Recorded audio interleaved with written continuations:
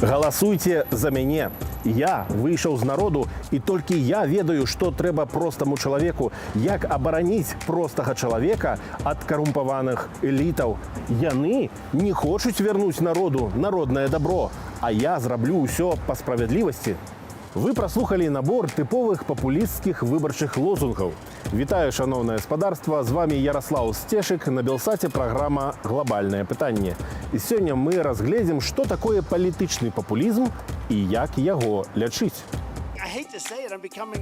Один з узорных папулістаў, 45-й прэзідэнт ЗША Дональд Трамп. Бізнес-магнат з тэлевізару, прадюсер і тэлеведоўца, які часам здымаўся ў фільмах і серыялах, нечакана для ўсіх перамог на выбарах, абяцаючы зрабіць Амерыку вялікай ізноў. А суперніцу ад дэмакратаў Хілары Клінтон ён называў стаўленіцай карумпаваных элітаў. У яго рыторыцы гэта прысутнічала вельмі моцна проціпастаўленне добрага народу і кепскім элітам, кепскаму эстаблішменту. Трамп рубіў з пляча. Каб спыніць нелегальную міграцыю, абяцаў пабудаваць сцяну на мяжы з Мексікай за кошт мексіканцаў. Не атрымалася. Каб амерыканскія рабочыя больш зараблялі, увёў высокія падаткі на імпартныя тавары. Купляйце амерыканскае, пераводзьце магутнасці ў ЗША. Але карпарацыі палічылі грошы ды інвеставалі ў рабатызацыю. У выніку некваліфікаваныя рабочыя страцілі працу.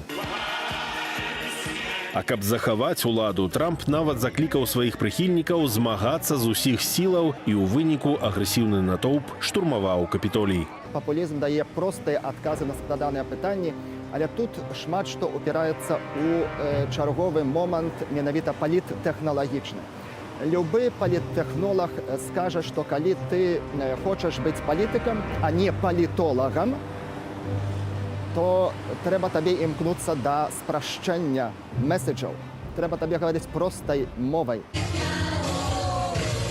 Папулізм – гэта палітыка, скіраваная на шырокія масы людзей і абяцанне хутка і проста ўсё разруліць. Папулісты бываюць і левыя, і правыя. Яны могуць абяцаць спісанне ўсіх крэдытаў для насельніцтва і экспрапрыяцыю грошай мільярдэраў. У іх усё лёгка і проста. Каб перамагчы беднасць, трэба падняць мінімальны заробак у 20 разоў, а каб вылечыць наркаманаў, дастаткова расстраляць усіх наркадылераў. А яшчэ можна прыдумаць замежнага ворага і паабяцаць хуткую пераможную вайну. Наша земля, Донбасс, Крым, Крым уже наш, Донбасс, Херсон, Николаев, Харьков, Днепропетровск, Запорожье, Луганск, Одесса. А каб простыя людзі маглі купіць сабе ўсё, што захочуць, трэба прымусіць крамы зрабіць нізкія кошты. Чтобы сохранить фиксированные цены на товары и услуги и фиксированный курс, нам нужно контролировать импорт, экспорт, производство и потребление. То есть для этого нужна полноценная плановая экономика. А плановая эканоміка непазбежна вядзе да дэфіцыту, тлумачыць эканаміст. Прыклад папулісцкай гаспадаркі Венесуэла Николяса Мадура. Калі пераемнік Уга Чавеса забараніў бізнесоўцам паднімаць кошты, венесуэльская гаспадарка абрынулася. Вынік – у нафтавай дзяржаве дэфіцыт бензіну, вады і ежы. Даходзіла да таго, што людзі кралі на мяса жывёлінаў з заапаркаў ды елі катоў і сабак, каб не памерці з голаду. Венесуэльцы масава пачалі усякаць за мяжу ад беднасці і рэпрэсіяў. Я ў кепскім стане, я занадта худая і наўрад ці змагла б перайсці горы, і я баюся холаду. Беларусы таксама сутыкнуліся з папулізмам і пацярпелі ад яго. Калі на пачатку 90-х былы палітрук савецкай арміі і памежных войскаў КГБ прабіўся не проста ў дэпутаты, а ў кіраўнікі часовай камісіі барацьбы з карупцыяй. Кажется, мы видели только то, что сверху. Когда вчера услышали, что сегодня ни копейки денег нет в казне, ни копейки. Імідж старшыні калгасу спрацаваў. Лукашенко ў першым туры прэзідэнцкіх выбараў набраў 45%. Ён быў свой для большасці, і ён даваў простыя адказы на складаныя пытанні. Гэта людзям падабалася. Калі ўжо прывесці нейкі прыклад папулізму, значыць, эксплуатацыі народных страхаў, фрустрацыяў і жарсцяў, ну то так, тут 93-94 год дэпутат Лукашенко спачатку як змагар з карупцыяй, пазней як той, который будзе помсціць за тыя крыўды, якія там просты народ спазнаў. Так, ён вось менавіта на гэта эксплуатаваў. Харызматычныя папулісты часта не давяраюць экспертнай супольнасці і цэлым інстытутам. Яны самі ведаюць, як лепш. Ад самага пачатку Лукашенко спрабаваў кіраваць эканомікай уручную. Это конец 1994 года, когда он приехал с отпуска и сказал остановить цены, вернуть их назад. То есть они были повышены, верните их назад. Просуществовали эти повышенные цены, пониженные, точнее, цены буквально не более месяца, их все равно пришлось отпускать. Бо калі тавар не прадаецца за рынкавы кошт, яго няма і не будзе. А будзе дэфіцыт, але для Лукашэнкі галоўная ідэя ручнога кіравання курсамі і коштамі – татальны кантроль над грамадствам. Нешта падобнае, напэўна, тычыцца і там такіх персанажаў, як Нікалас Мадура, ці там нябожчык, здаецца, ўжо Роберт Мугабе. Вось, ну, людзі, которым патрэбна перадусім улада. Ну, а іншыя рэчы, ну, а там эканоміка можа пацярпець, народ можа таксама пацярпець. Да сярэдзіны нулявых гадоў луканоміку ратаваў шырокі расійскі рынок ды расійскія зніжкі і датацыі. Напрыклад, газ па $40 за 1000 кубометраў, прыгадвае Сергей Чалы. Никакой системности в развитии каких-то отраслей не было. Как правило, это были такие очень тактические идеи. Смотрите, в России мы можем продавать очень много сахара. Давайте модернизируем сахарные заводы. Давайте под видом нашего сахара будем продавать переработанный из тростникового кубинского сахара. Салодкі перыяд сяброўства з Расіяй скончыўся крызісам, першым з шэрагаў. Это 2006 год. Это выборы, которые не признал никто. И фактически Россия за признание политической этих выборов попросила серьезную цену. И тогда, в общем, это был последний бескризисный год, после которого пошло последовательное повышение цен, поступаемых в Россию, из России на газ. Тым не менш, сістэмных рэформаў ніколі не было праведзена, а звычкі ручнога кіравання засталіся дагэтуль. Он приходит, собирает совещание Совмина со своими специалистами и говорит, значит, задача наша на следующий год 3% экономического роста. Ему говорят, исходя из нынешней ситуации, которая сейчас есть, это невозможно. Вы, наверное, меня не очень поняли. Нужно, чтобы экономика... Ну, то есть вот, электричка стоит раз-два, да, экономика расти там 3%. Але цяпер Лукашенко не паддобрываецца да народу. Менавіта зараз у Лукашенка стала менш за ўсё папулізму.